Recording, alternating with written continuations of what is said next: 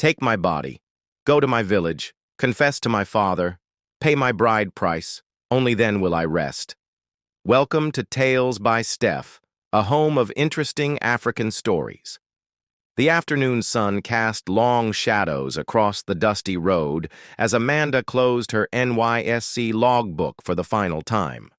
Her khaki trousers were slightly stained with red sand, but her face gleamed with joy. She had made it. 1 full year of national service, done. Her heart thudded with excitement as she picked up her phone and dialed her father. "Papa, I'm done. I'm coming home tomorrow," she chirped. On the other end of the line, Mr. Ben's deep laughter roared. "Amanda, my daughter, God bless you.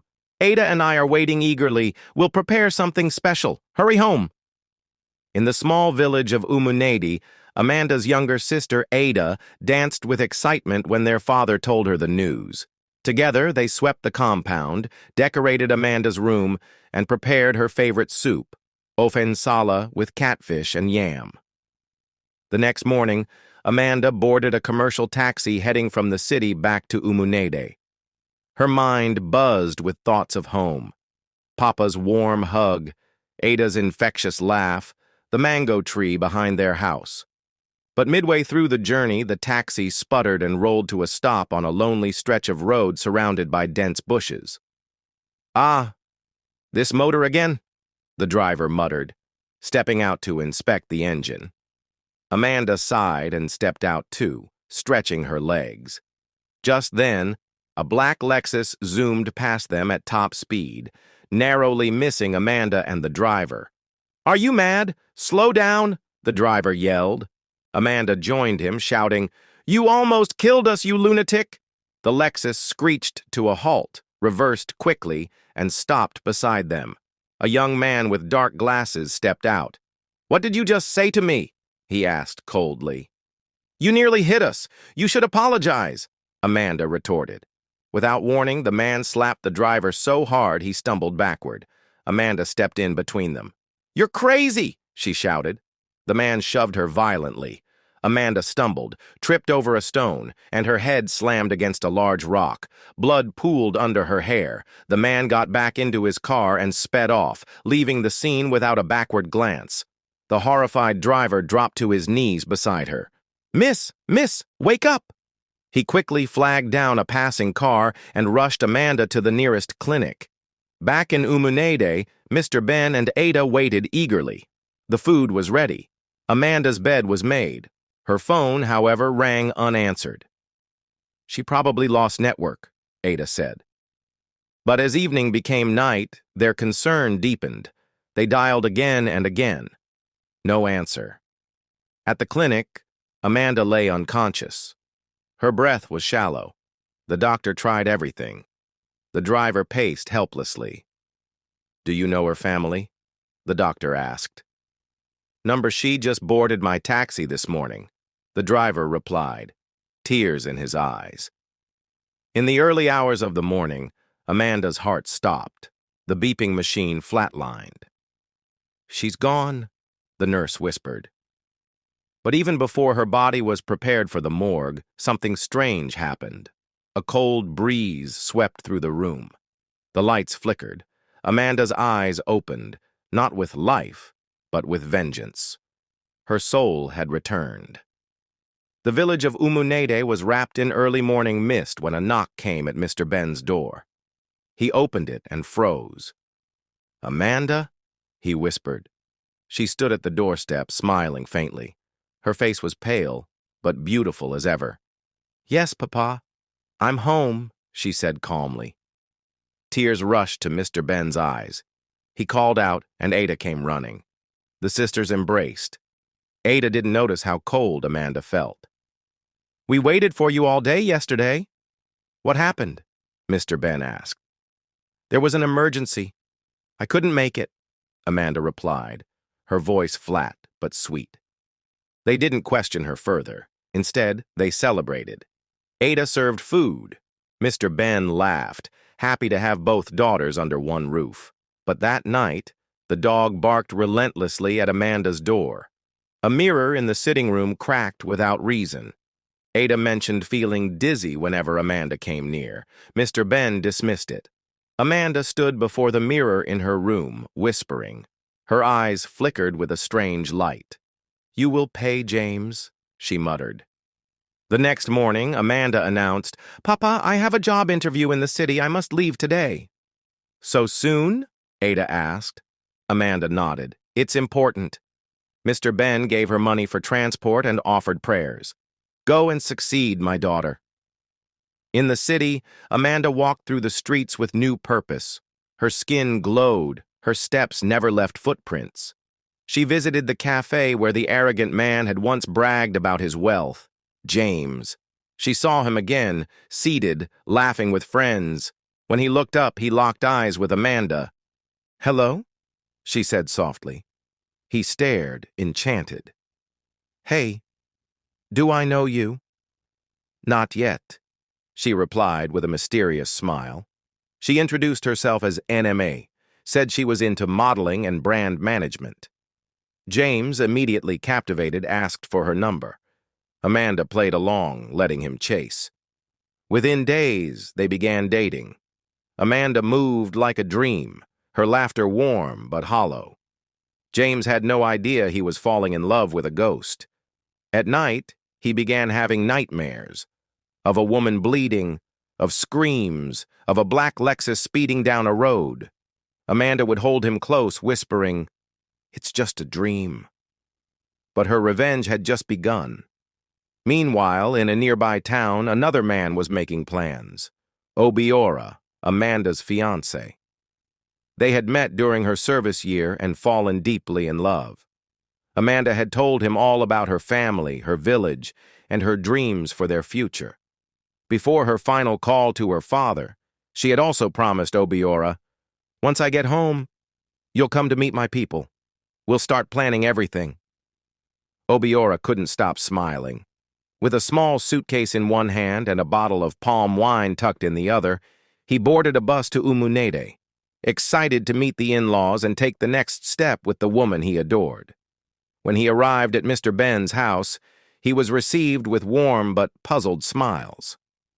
"Good afternoon, sir," he greeted, bowing respectfully. "I'm Obiora.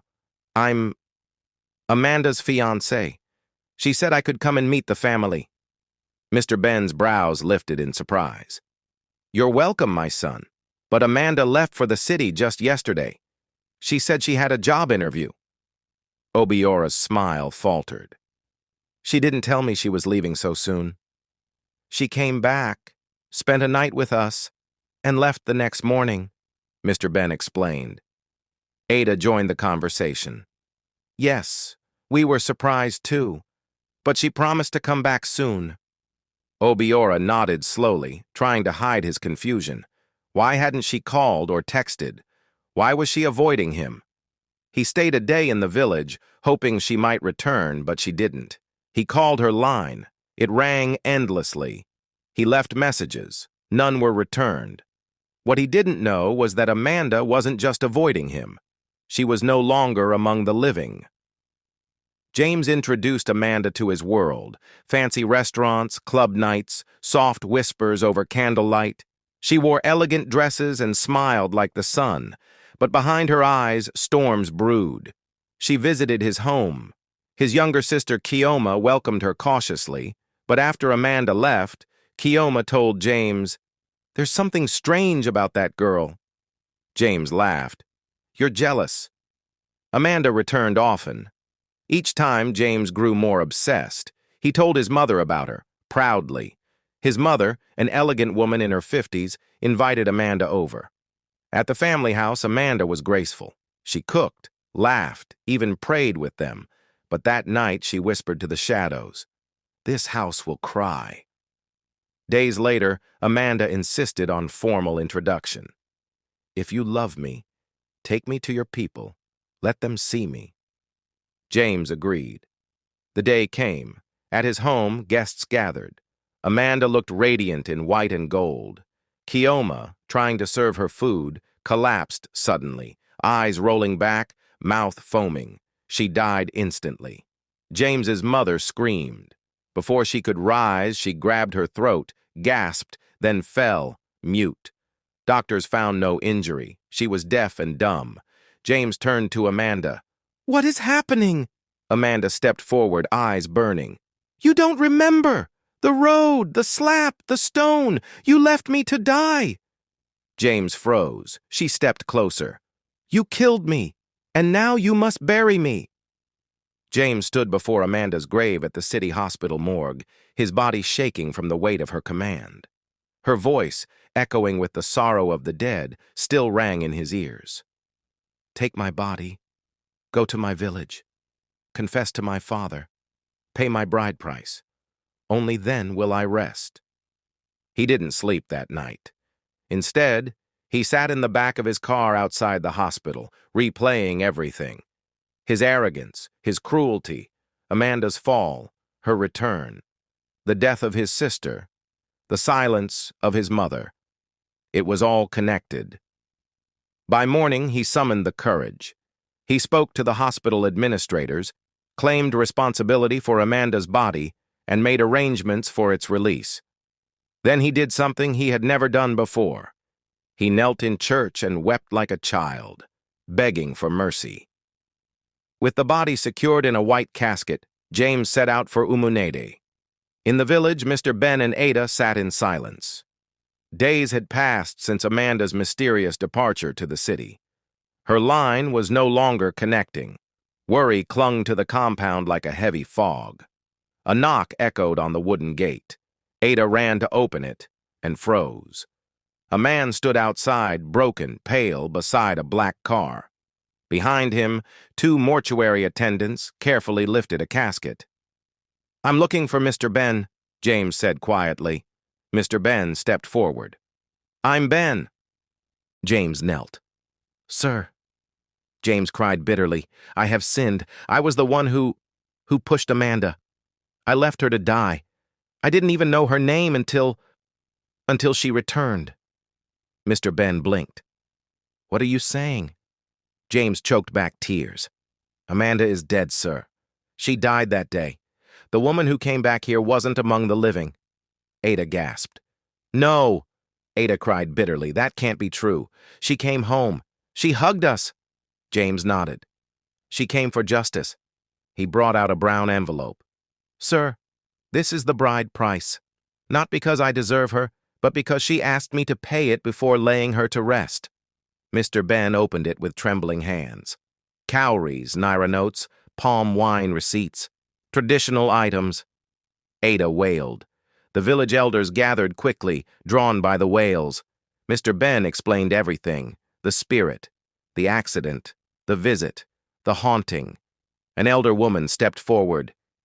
"If the dead ask to be honored, you must do it. Otherwise, her soul will never rest." The next day, a proper burial was held.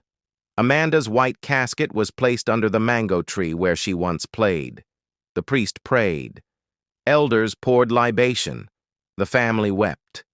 As the last spade of red earth was laid, a soft breeze swept through the village. That night, Mr. Ben dreamt. Amanda stood in a white dress, smiling. "Thank you, Papa," she said. "Now I can rest." She turned and walked into the light. James woke in the morning with tears in his eyes. A strange peace had entered his heart. He would never be the same. But perhaps he had bought a little forgiveness. After the burial, Ada was sleeping on a chair under the mango tree in their compound. Amanda appeared her dreams. "Ada, my lovely sister, I will miss you so much. Don't cry for me again. What has happened has happened. I need a favor from you. Please agree to marry Obiora. He is such a nice man. He will take care of you and Papa." "Thank you, Ada. I love you." Ada woke up from her sleep and was calling her sister Amanda. "She is gone." Ada screamed and was crying. Later that night, Obiora sat alone beneath the mango tree where Amanda had been buried. The moonlight filtered softly through the leaves, casting silvery shadows on the earth. He wept silently, remembering her laughter, her dreams, their promises. A sudden breeze swept over him, and when he looked up, Amanda stood before him, radiant in white, her eyes filled with tears and peace. "Obiora," she whispered. He stood stunned. "Amanda, is it really you?" She nodded.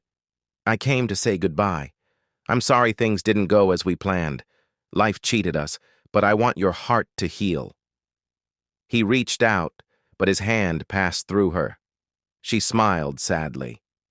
"There's one thing I ask of you," Amanda continued. "Marry my sister Ada. She's kind. She'll love you truly. Take care of her for me. Protect her. Promise me." Obiora's lips trembled. "But I loved you." Amanda nodded. "And I'll carry that love into eternity." "But you're alive, Obiora. You deserve happiness." "She does too." He knelt and sobbed. "I promise, Amanda, I'll honor you by loving her." Amanda smiled, her form beginning to fade. "Then I can rest. Thank you, my love." She vanished into the wind. In Umunede, the mango tree under which Amanda was buried bloomed in full white flowers year-round.